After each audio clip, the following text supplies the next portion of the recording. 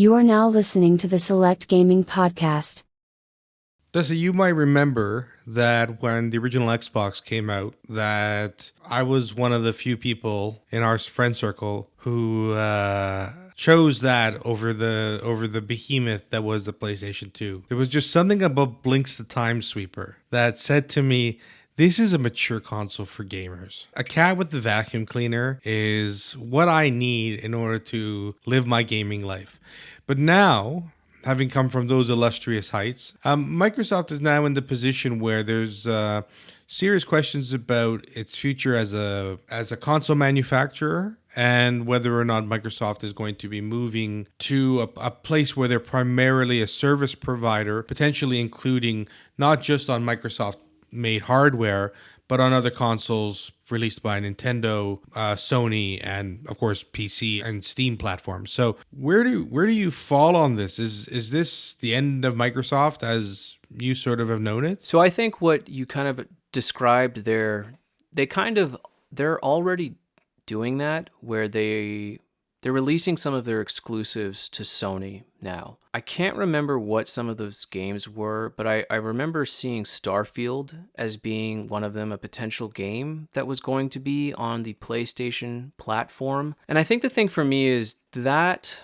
Starfield, there was a lot of hype around that game as an Xbox exclusive and a Bethesda game, and they put a lot of muscle behind this title. And it came out, and it was very underwhelming for a vast majority of gamers. So I think, the Starfield thing, I think this was sort of the straw that broke the camel's back for me, where I looked at this moment and it's like, after this game, Microsoft doesn't really have any more exclusives coming out for the rest of the year that's building any hype. I'm looking at 2024 and there's not a whole heck of a lot this year for Microsoft. So it's a little bit of a wasteland right now, and I do feel that we are kind of witnessing, not the end of days of the Xbox or Microsoft, because it's Microsoft, they have all the money in the world, but this is a turning point. I don't think when a turning point is happening, people can identify that it's happening, but just based off of like what we know in video games and seeing things like, the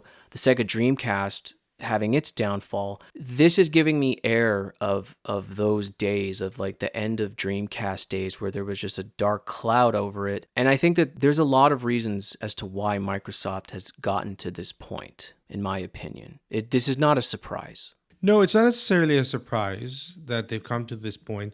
You once saw with the Xbox One series of consoles that there was a lot of ground that Microsoft was falling behind Sony, purely not just in terms of consoles themselves, but also in terms of like the mind share around what games that someone actually wants to play on. What games does a Microsoft console have that is going to pry you away from your Nintendo Switch, because the Switch has been around forever, and your PS4, your PS4 Pro, and now your PS5 with the Series X. And, we had this conversation on a previous episode of the podcast talking about what Microsoft needed to succeed, and we talked about the potentially like leveraging their past titles as an opening up the console, the Xbox Series X as a sort of emulation box, that we thought that would have been that would be amazing if not for everything else, the sort of legal logistics around it. But now it seems that Microsoft is going the opposite way, which is saying that the way to save the Xbox business is to just sort of increasingly abandon the sort of proprietary hardware it has. So it's not the first Microsoft published game to be on a Sony or Nintendo console, because of course Minecraft is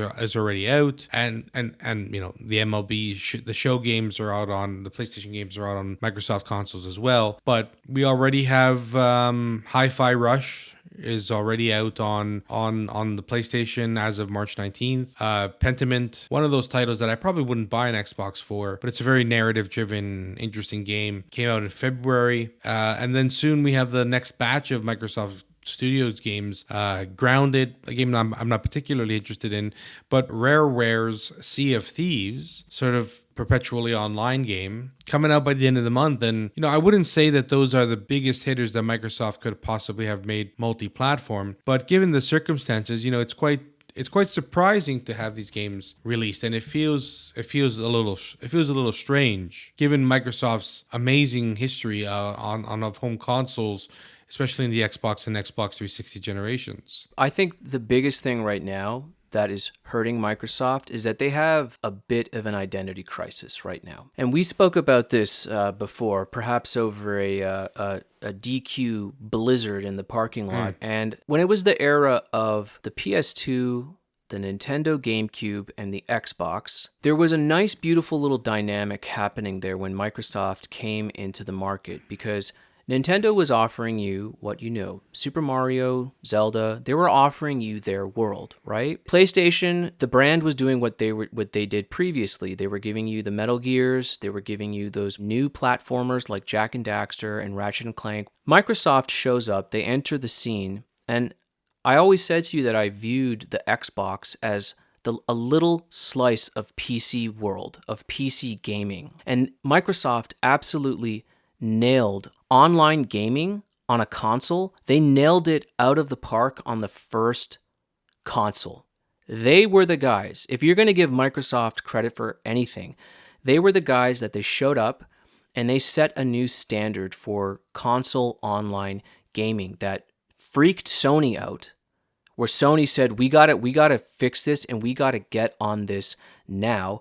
And then Nintendo, they basically didn't care about it, but it freaked Sony out because they saw Microsoft as a threat for the first time. And that's when, they were doing the HDD add-on to the PS2 for online gaming and all that stuff. And then they come out with SOCOM, US Navy SEALs, with the headset to really show that they're taking online play seriously. Like, Microsoft to me was always a console that was like, hey, you don't have a PC, you're not into PC gaming, but we're going to give you a slice of that. We're going to give you Halo. We're going to give you all these games that feel different from console gaming. And they were so good at that. That was like their identity. You know what I mean? Where they were offering something new to console gamers.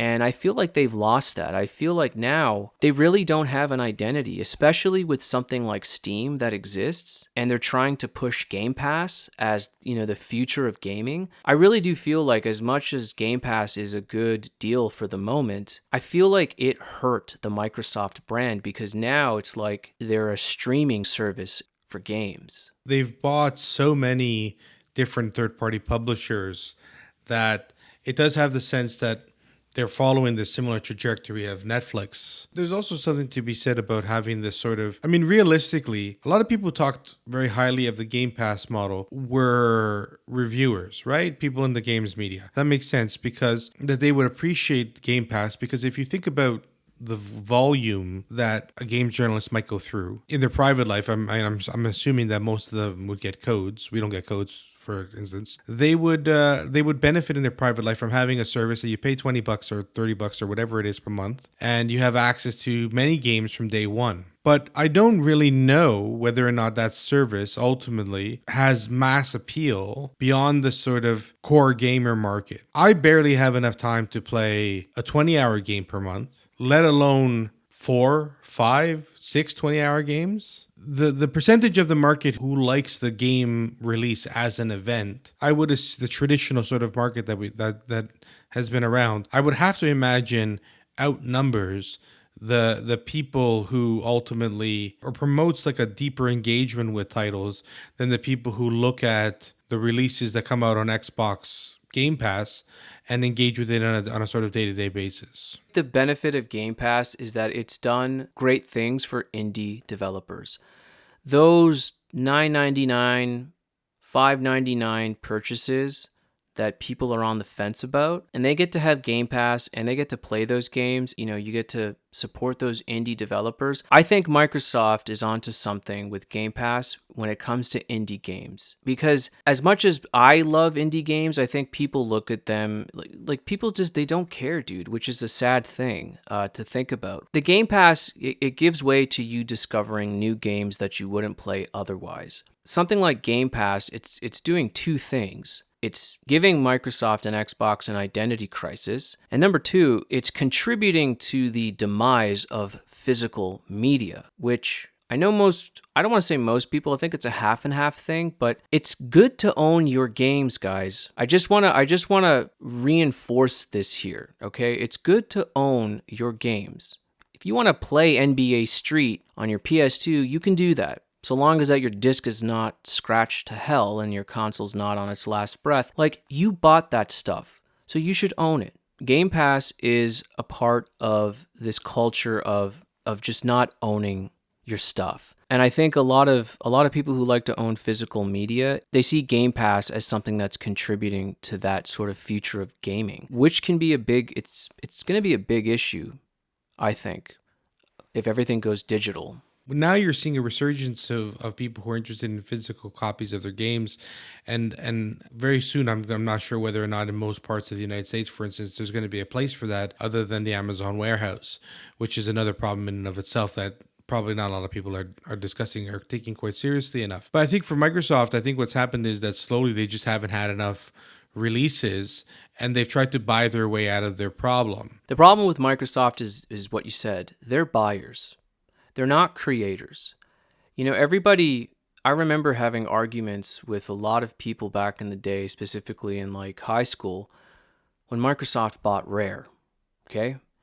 And everybody saw Rare as the people who made GoldenEye, and it's like, oh man, think about the things that Microsoft is going to do with Rare. All these people were excited. They got a lot of the Nintendo fanboys to jump ship and really, tout Microsoft as like the next big thing. And what ended up happening? Well, they got Rare to work on what? Viva Pinata? Yeah, well, it was Viva Pinata and Banjo-Kazooie.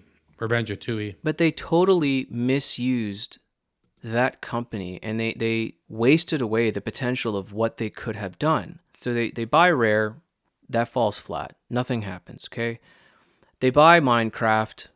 Nothing's really happened with Minecraft. It's still just Minecraft. Great. And now they have the Activision acquisition, which I think that's still going through. And I was reading all these things about, oh my God, this is gonna do crazy things to the industry, like, they're going to own all this stuff. People are definitely going to jump ship and go over to Microsoft. Here's the thing about that acquisition, guys. First and foremost, Activision, it's not the Activision that you know and love from the past, okay? People, they have come and gone through that company. Rather than investing in the people, Microsoft has a habit of investing in the name of things to get you excited. But I'm telling you right now, nothing good is going to come out of that acquisition, because it will take nothing from Sony to go and buy other companies like they have been doing, like Sony owns Bungie now. It will take nothing for Sony to be like, cool, so they're doing this, so we're going to do this as a rebuttal now. And in the meantime, we're going to keep giving you God of War. We're going to keep giving you all these badass samurai games that we've been making. We're going to give you Stellar Blade. We're going to give you all these next-gen titles that you're actually going to want to play. Ain't nobody going back to play a Call of Duty from 2010 just because Microsoft now owns the catalog of Call of Duty. Online play for that's dead anyways. So it's like, I don't really know what Microsoft purchased with this Activision acquisition. I think it's a troubling trend. I mean, like most other industries, the video game industry tends towards monopolization and having more and more of game developers and capital concentrated in the hands of a corporation like Microsoft or indeed Sony. I mean, let's not pretend that Sony is completely, not playing a very similar game. It's just at the moment playing a different strategy, but working towards the same end.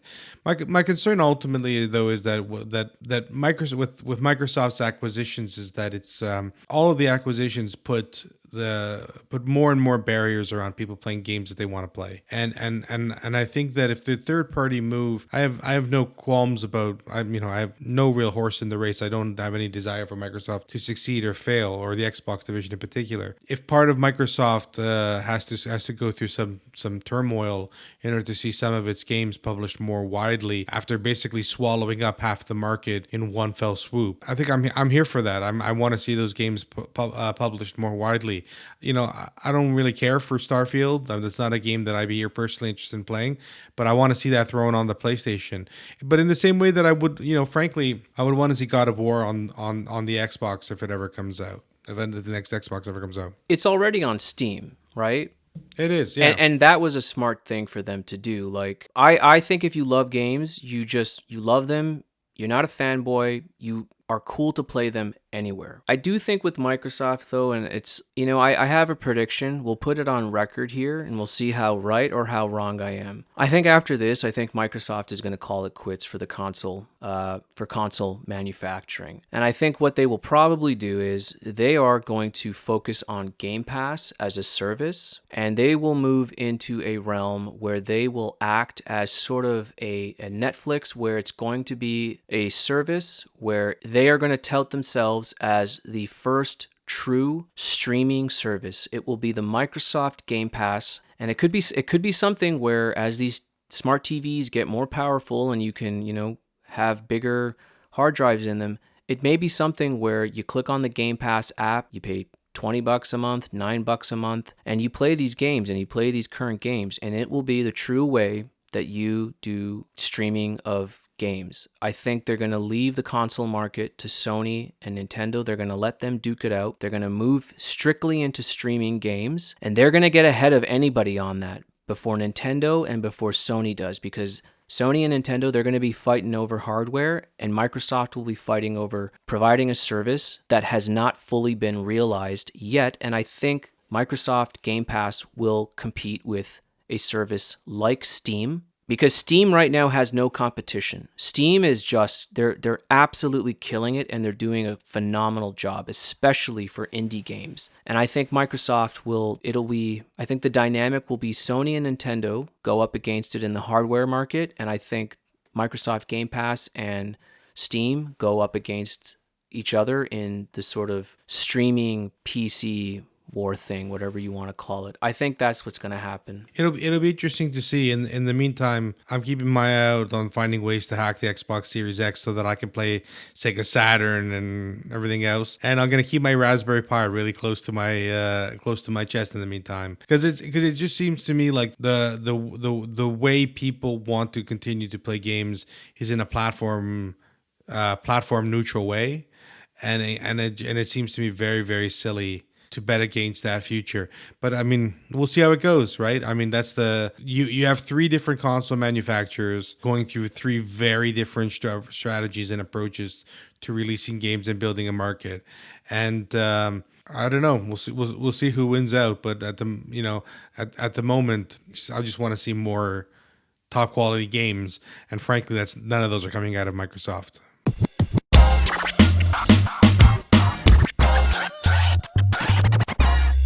Thank you for tuning into the Select Gaming Podcast. Like, share, and subscribe. We create videos for the Select Gaming that are guided by our personal interests, and your support makes that possible.